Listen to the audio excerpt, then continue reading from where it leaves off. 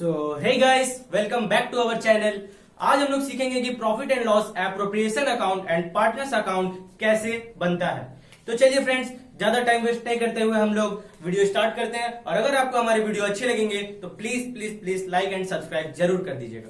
तो फ्रेंड्स, जैसे कि आप हमारे बोर्ड पर देख रहे हैं, आज का हमारा टॉपिक है profit and loss appropriation account. मतलब कि आज हम आपको बताने वाले हैं कि profit and loss appropriation account कैसे बनता है। दरअसल उसका फॉर्मेट क्या होता है ये बताने वाले हैं। और अगर टाइम ज्यादा नहीं होगा तो हम सम भी करेंगे, क्योंकि अगर ज्यादा लंबा वीडियो बन जाएगा तो फिर आप लोग को अच्छा नहीं लगेगा। इसलिए पहले हम फॉर्मेट सीखते हैं, सम हम लोग नेक्स्ट वीडियो में कर लेंगे। तो फ्रेंड्स देखिए, जैसे कि हमारे यहाँ पे लिखा हुआ है profit and loss appropriation account. तो फ्रेंड्स, सबसे पहले हमको समझना पड़ेगा कि profit and loss appropriation account आखिर होता क्या है। तो जैसा कि इसमें दिख रहा है प्रॉफिट एंड लॉस, जाहिर सी बात है कि इसमें प्रॉफिट या फिर लॉस का बात होगा।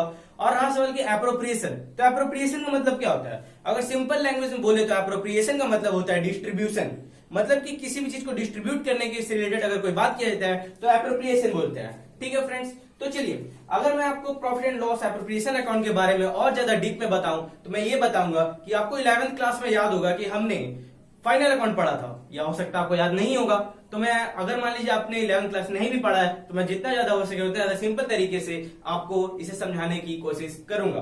ठीक है फ्रेंड्स, तो देखिए, जैसे कि 11th क्लास में हमें फाइनल अकाउंट में हमने क्या पढ़ा था। सबसे पहले हम बनाते हैं ट्रेडिंग अकाउंट, फिर पीएल अकाउंट एंड फिर बैलेंस शीट। तो जो हम 11th क्लास में क्या बात होता था, सोल प्रोप्राइटर का बात होता था। हम लोग क्या करते थे, अगर मान लीजिए एक सेकंड के लिए हम लोग 11th क्लास को साइड भी रख देते हैं, आपने 11th क्लास को स्किप कर दिया था। तो फ्रेंड्स, हम इसे कैसे समझेंगे। मान लीजिए कि एक बिजनेस है, पूरे साल उसने अपने बिजनेस में ट्रांजेक्शन किए, सेल किए, परचेस किए, वगैरह वगैरह, बहुत सारी चीजें की, बहुत सारे ट्रांजेक्शन हुए बिजनेस में। जब उसने फाइनली, जब अपना पार्टनरशिप बिजनेस है, ठीक है, गौर कीजिएगा, 11th क्लास में हमने सोल प्रोप्राइटर के बारे में पढ़ा था। हमें पूरा का पूरा 12th क्लास में पार्टनरशिप के बारे में ही पढ़ना है। और पार्टनरशिप क्या होता है वो मैंने अपने फर्स्ट वीडियो में पूरा क्लियर कर दिया है। तो प्लीज, मैंने वीडियो के डिस्क्रिप्शन में उसका लिंक दे दिया है, उसे जाकर के देख लीजिएगा। ठीक है फ्रेंड्स, तो क्या होता था, एक बिजनेस में बहुत सारे ट्रांजेक्शन हुए और उस बिजनेसमैन ने पूरा अपना, जब एक साल खत्म हुआ, फाइनेंशियल ईयर के एंडिंग में उसने एक प्रॉफिट एंड लॉस अकाउंट बनाया, जिसमें उसने सारे एक्सपेंसेस को एक साइड रखा। एंड सिंपल लैंग्वेज में बात कर रहा हूं मैं, जिसमें उसने सारे एक्सपेंसेस को एक साइड रखा एंड सारे प्रॉफिट इनकम जो भी हो उसको एक साइड में रखा। और जब उसने उसमें डिफरेंस किया, जब उसने उन दोनों चीज को मिलाया, तो उसने पाया कि उसे 10,000 रुपीज प्रॉफिट हुआ। उसने पाया कि उसे 10,000 रुपए प्रॉफिट हुए। तो मान लीजिए कि अब ये पार्टनरशिप फॉर्म है, ठीक है। अगर ये सोल प्रोप्राइटर होता, हम 11th क्लास पढ़ रहे होते, तो यहाँ पे 10,000 रुपए ग्रॉस प्रॉफिट निकल गया, बस बात खत्म, मैथ खत्म। ठीक है, लेकिन यहां पर हमें क्या, पार्टनरशिप से रिलेटेड सारे चीजों को जानना है। तो यहां पर देखिए फ्रेंड्स, क्या होगा, ये जो 10,000 रुपए प्रॉफिट निकले हैं, हमें उसे पार्टनर्स में बांटना पड़ेगा। और यही बांटने के कार्यक्रम के लिए ही profit and loss appropriation account बनाया जाता है। तो मैं ऐसा करता हूं कि आप लोगों को समझ में आ गया होगा। तो चलिए फ्रेंड्स, अब देखते हैं कि ये profit and loss appropriation account बनता कैसे है। तो फ्रेंड्स देखिए, profit and loss appropriation account में, जैसा कि मैंने, आप सबसे पहले सुन लीजिए, profit and loss appropriation account एक नॉमिनल अकाउंट होता है। ठीक है, profit and loss appropriation account एक नॉमिनल अकाउंट होता है, जिसका फॉर्मूला होता है debit all expenses and credit all income and profit. ठीक है, debit all expenses and credit all income and profit. ठीक है, तो देखिए फ्रेंड्स, जब हम सोल प्रोप्राइटर का बात करते थे, या फिर मान लीजिए बिजनेस, जब एंड में हमें जो प्रॉफिट निकला 10,000 रुपीज, उस प्रॉफिट को डिस्ट्रीब्यूट कर रहा है, तो हमारे लिए प्रॉफिट है। तो सबसे पहले हमें उसे यहां पर क्रेडिट साइड में लिखना पड़ेगा, by profit and loss account, bracket में प्रॉफिट। यहां पर लिख करके हम यहां पर बाहर में अमाउंट डाल देंगे, ये हम यहाँ पर प्रॉफिट लिखेंगे। लेकिन जरूरी नहीं है कि हमें हर साल प्रॉफिट ही होगा, लॉस भी हो सकता है। तो अगर किसी सिचुएशन में हमें लॉस होता है, तो हम क्या करेंगे, जस्ट ऑपोजिट, उसे डेबिट साइड में to profit and loss account, bracket में लॉस बोल करके बाहर में अमाउंट लिख देंगे। ठीक है, जैसे इसका फॉर्मेट तो आपको समझ में आ ही रहा होगा, पर्टिकुलर अमाउंट, बहुत ही सिंपल फॉर्मेट होता है इसका। ठीक है फ्रेंड्स, तो देखते हैं आगे क्या होता है। जब हमने प्रॉफिट लिख दिया, तो देखिए, हो सकता है दो पार्टनर है, तो उन दोनों पार्टनर ने एग्रीमेंट किया होगा कि तुम्हें इतना सैलरी मिलेगा तो तुम्हें इतना सैलरी मिलेगा। अगर क्वेश्चन में दिया हुआ है कि सैलरी मिलेगा, तो हम क्या करेंगे, सिंपल, देखिए मैंने बोला ना, सैलरी आपके लिए क्या, एक तरीके से फॉर्म के लिए सोचिए। अपने लिए मत सोचिए, फर्म। आप सोचिए कि आप एक बिजनेसमैन है, सॉरी बिजनेस, आप एक बिजनेस है, ठीक है। आप सोचिए कि अगर आप किसी पार्टनर को इंटरेस्ट ऑन कैपिटल दे रहे हो, उसके जो कैपिटल वो बिजनेस में लगाया है उसके ऊपर आप इंटरेस्ट दे रहे हो। अच्छा, इंटरेस्ट को एक सेकंड के लिए छोड़ दो, सैलरी का एग्जांपल ले लेते हैं हम लोग, ठीक है। आप एक बिजनेस हो, बिजनेस सोचो अपने आप को, आप एक बिजनेस हो, आप क्या कर रहे हो, किसी पार्टनर को सैलरी दे रहे हो। तो बिजनेस के लिए तो पार्टनर को सैलरी देना, बिजनेस के लिए तो एक्सपेंसेस है। क्या फॉर्मूला एप्लीकेबल होगा, debit all expenses and credit all income and gain. तो ये मेरे लिए एक एक्सपेंसेस है, तो हम इसको क्या करेंगे, डेबिट साइड में टू सैलरी, टू सैलरीज, ए का जितना सैलरी होगा उसको लिख देंगे, बी का जितना सैलरी होगा उतना लिख देंगे, एंड अमाउंट बाहर लिख देंगे। ये सिंपल चीज, सिंपल फॉर्मूला, इससे सिंपल मेरे को नहीं लगता कोई बता पाएगा। चलिए फ्रेंड्स, तो अब आगे देखते हैं कि किस किस तरह का ट्रांजेक्शन हो सकता है, मतलब पार्टनर्स को क्या क्या चीज मिल सकता है। देखिए, जब हम बिजनेस स्टार्ट करते हैं तो पार्टनर्स जो होते हैं वो बिजनेस में कैपिटल लगाते हैं, पूंजी लगाते हैं, और वो जो वो कैपिटल लगाते हैं उसके बदले में वो फर्म से इंटरेस्ट लेते हैं, वो फर्म से इंटरेस्ट लेते हैं। बोलते हैं कि भैया मैंने वहां पे कैपिटल लगाया हुआ है तो मुझे तो इंटरेस्ट चाहिए ना। पार्टनर बोलते हैं ठीक है, तो फर्म बेचारा क्या करेगा, इंटरेस्ट वो पार्टनर्स को देता है। तो यहाँ पर भी इंटरेस्ट ऑन कैपिटल क्या होता है, कैसे कैसे क्या कैलकुलेट किया जाता है, ये सारा चीज मैंने अपने फर्स्ट वीडियो में डिफाइन किया हुआ है, तो प्लीज आप जाकर के देख लीजिए, वीडियो का लिंक मैं डिस्क्रिप्शन में दे दे रहा हूं। और तो देखिए क्या हो रहा है, फर्म के लिए पार्टनर को इंटरेस्ट देना उसके लिए एक तरीका का एक्सपेंसेस है। तो सेम चीज हम लोग क्या करेंगे, वही फॉर्मूला एप्लीकेबल करेंगे, debit all expenses, credit all income and gain. और डेबिट साइड में हम लिखेंगे टू इंटरेस्ट ऑन कैपिटल, ए को जितना देना होगा ए का अमाउंट यहां लिखेंगे, बी को जितना देना होगा बी का अमाउंट यहां लिखेंगे, एंड दोनों को टोटल करके बाहर इस वाले कॉलम में फेंक देंगे। फेंकना नहीं है, लिखना है, ठीक है। तो ये क्या करेंगे, तो आपको समझ में आ रहा है ना, हाँ ठीक है। तो क्या करेंगे, इंटरेस्ट ऑन कैपिटल यहां पर लिख देंगे। ये हो गया सिंपल फॉर्मेट। और क्या मिल सकता है सर, उन्हें और क्या मिल सकता है, एक तो सैलरी हो गया, एक तो इंटरेस्ट ऑन कैपिटल हो गया, हो सकता है किसी पार्टनर को कमीशन मिले, हो सकता है किसी पार्टनर को सेल पर या फिर किसी भी चीज पर या कस्टमर लाने पर कमीशन मिले।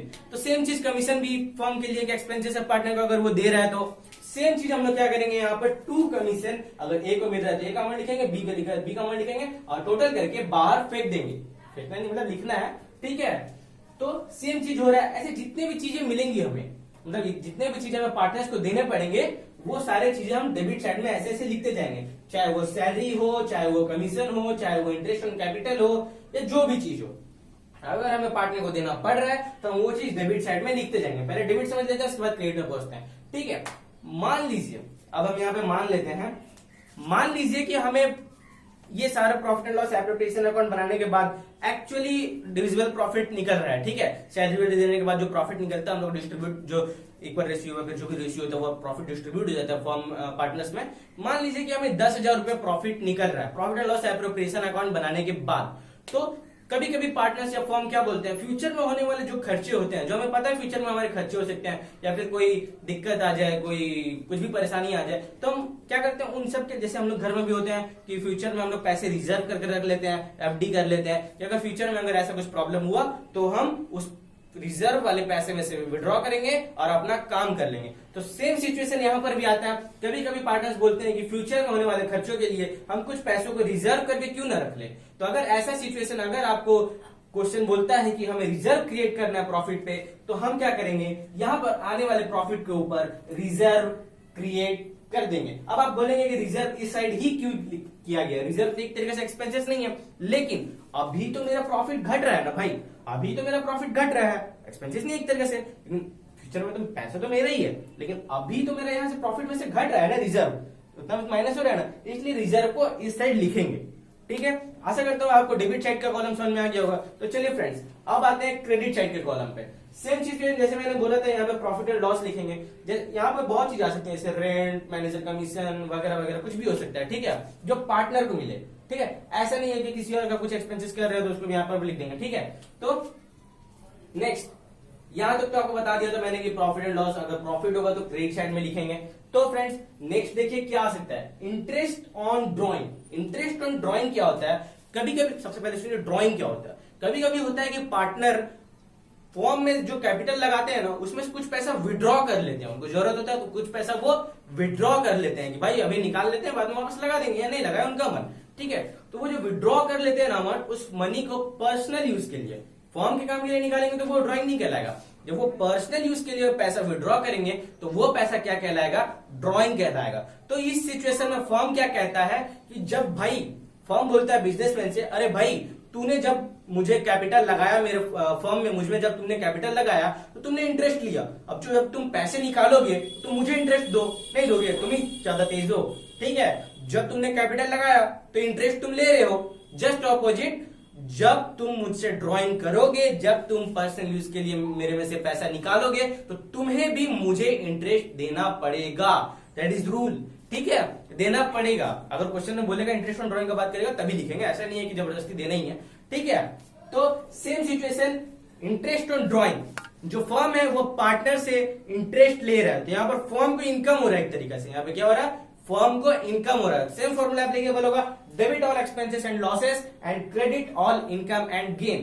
तो सेम चीज लिखेंगे बाय इंटरेस्ट ऑन ड्राइंग, यहाँ पर ए का टोटल और ए का लिखेंगे अमाउंट, यहाँ पर बी का अमाउंट लिखेंगे एंड देन टोटल करके बाहर फेंक देंगे, ठीक है। इतना सब कुछ करने के बाद, अब मान लीजिए इतना सब कुछ हम कर लिए, तब हमें क्या कैलकुलेट करना पड़ेगा, प्रॉफिट एंड लॉस कैलकुलेट करना पड़ेगा, ठीक है।